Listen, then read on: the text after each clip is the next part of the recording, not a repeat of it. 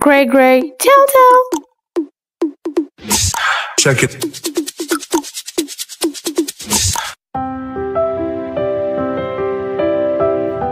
So picture this. I'm Victoria Sinclair, 26 years old, heir to a multi-billion-dollar empire, and absolutely convinced that I don't need a babysitter. But apparently, when you're worth more than some small countries and you've received 3 death threats this month, your father doesn't really care about your opinion. Enter Marcus Rodriguez, my new bodyguard. 6'3", built like a Greek god, and about as talkative as a brick wall. Oh, and completely immune to my charm, which honestly was the most offensive part of the whole situation. Let me set the scene for you. I'm used to men falling at my feet.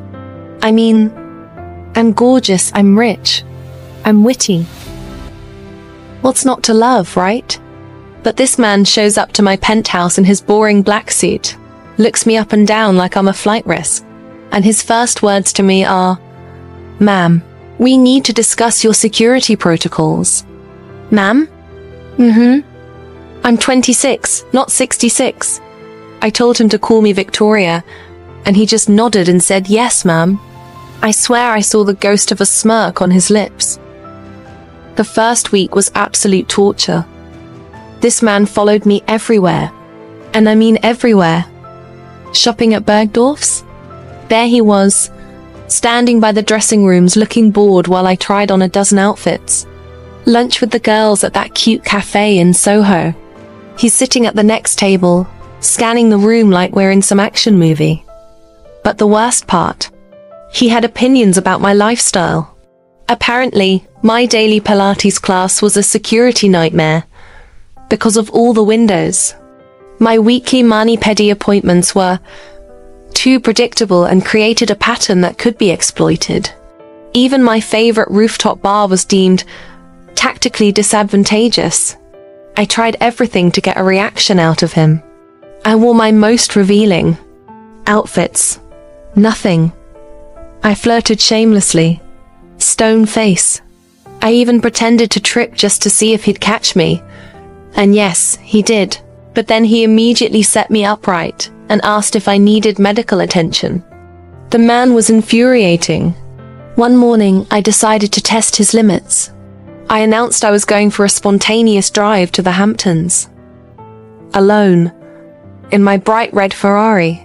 With the top-down dot, the look of horror on Marcus's face was priceless. He actually stammered the first time I'd seen him lose his composure.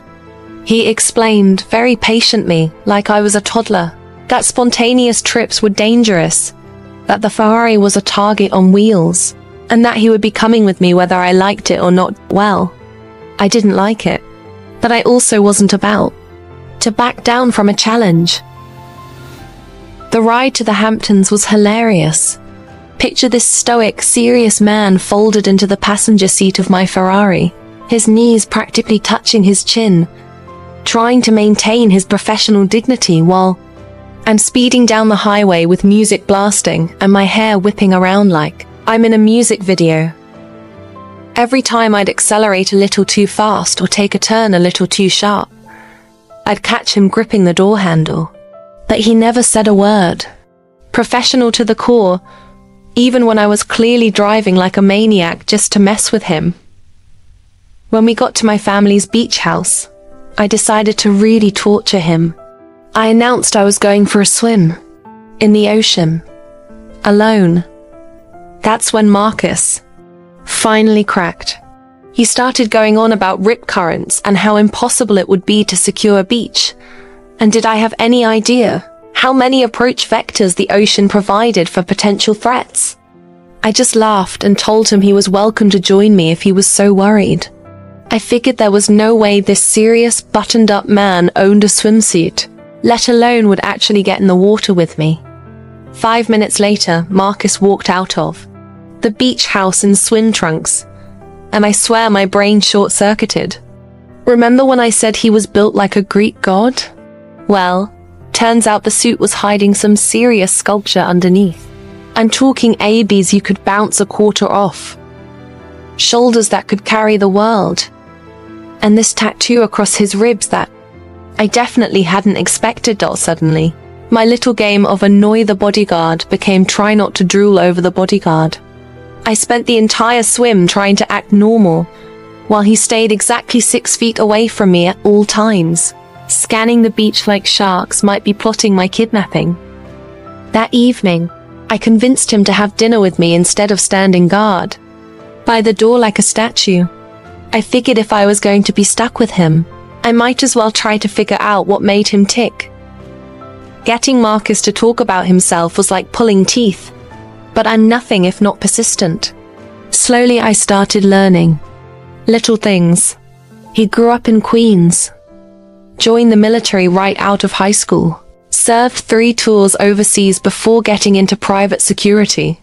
He sent money to his mother every month, had a degree in criminal justice he'd earned while deployed, and apparently made the world's best coffee. That last one, I discovered the next morning when I woke up to the most amazing smell coming from the kitchen. Marcus was standing there in my designer kitchen, looking completely out of place, but somehow perfectly at home, making coffee in this complicated French press I'd never figured out how to use. I made some joke about hidden talents, and he actually smiled. A real smile, not that professional barely there expression he usually wore. It transformed his entire face, and I felt something flutter in my chest that had nothing to do with caffeine. Over the next few weeks, I started looking forward to these little moments. The morning coffee ritual became our thing. He'd make the coffee. I'd provide commentary on whatever ridiculous article I was reading in the society pages, and occasionally he'd make these dry, sarcastic comments that were absolutely hilarious. Turns out Marcus had a wicked sense of humor hidden under all that professionalism. When I complained about having to attend my stepmother's charity gala, he suggested I could always fake food poisoning.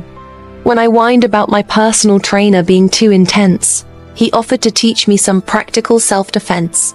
Instead, the self-defense lessons were both the best and worst idea ever.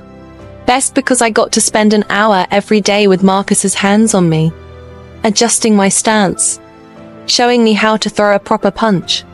Worst because I was becoming increasingly aware that my feelings for him were way beyond inappropriate boss-employee territory. One afternoon, we were practicing some move where I was supposed to break free from someone grabbing me from behind. Marcus was being very professional about it, explaining the technique step by step. But when he wrapped his arms around me to demonstrate, I just froze, not because I was scared or didn't know what to do, but because being in his arms felt so right that I didn't want to break free. I could feel his breath on my neck, smell his cologne, feel the warmth of his chest against my back. For just a moment, I let myself imagine what it would be like if this wasn't just a lesson. Marcus must have sensed something, because he stepped back immediately and cleared his throat, suggesting we call it a day. But I caught something in his eyes just for a second that made me think maybe I wasn't the only one feeling things I shouldn't. The real turning point came during what I now refer to as the incident at Tiffany's. I was picking up a custom necklace for an upcoming event. Just a routine errand.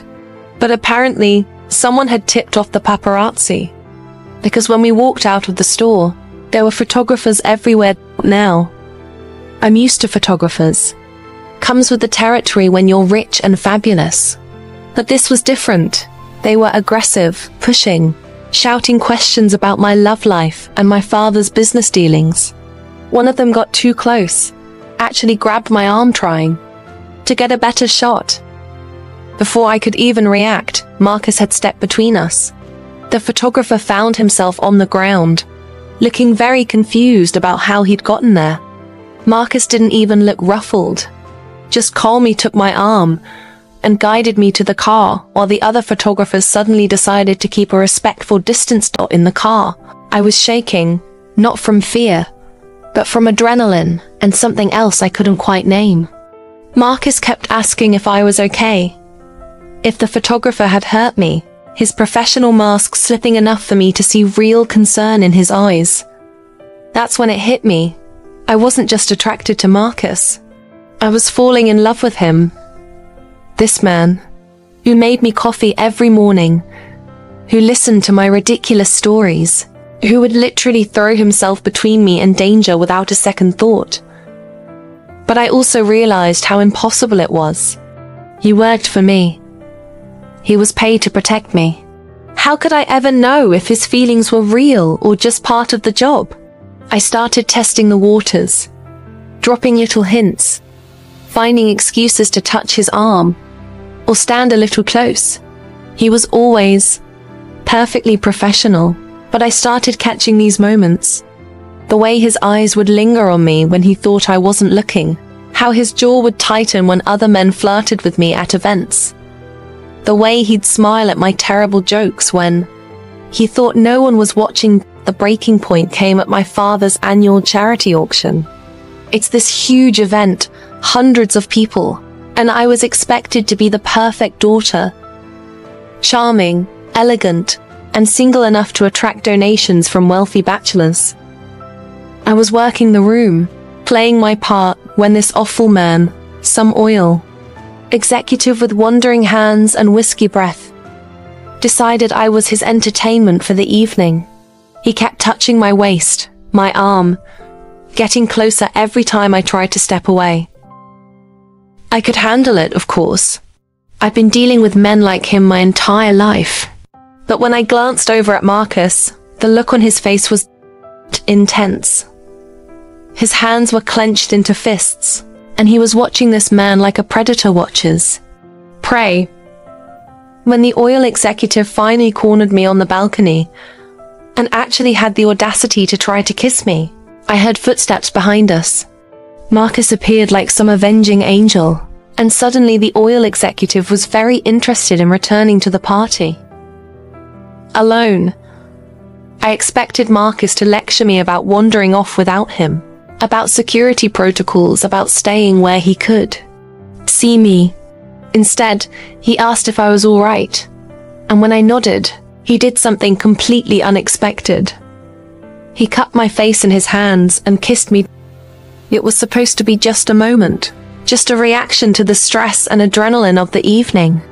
But it turned into something deeper, something that made my knees weak and my heart race in a way that had nothing to do with danger. When we broke apart, Marcus looked absolutely horrified. He started apologizing, saying it was unprofessional, that he'd crossed a line, that he understood if I wanted to fire him. Fire him? I started laughing, not because it was funny, but because the idea was so ridiculous. I told him that if he tried to quit on me now, I'd hunt him down and drag him back myself. That's when he finally confessed that he'd been fighting his feelings for months, that every day was torture being so close to me, but not being able to act on it. He said he'd never compromised a job before, never let personal feelings interfere with his professional judgment. I told him he wasn't compromising anything. He was just finally being honest about what we both felt. Of course, it wasn't that simple. There was the whole employer-employee thing to navigate. The media attention when people found out. My father's initial disapproval of me dating the help, as he so charmingly put it. But Marcus won my father over pretty quickly. Hard not to respect a man who's willing to take a bullet for your daughter and makes her coffee every morning without being asked. We've been together for 2 years now, and he's still technically my bodyguard. Though these days he's more like my partner in everything. He keeps me safe. I keep him entertained with my various schemes and adventures. The best part? He still makes that amazing coffee every morning, and I still provide commentary on ridiculous society gossip. Some things never change. Though I have to admit, the self-defense lessons have gotten a lot more interesting.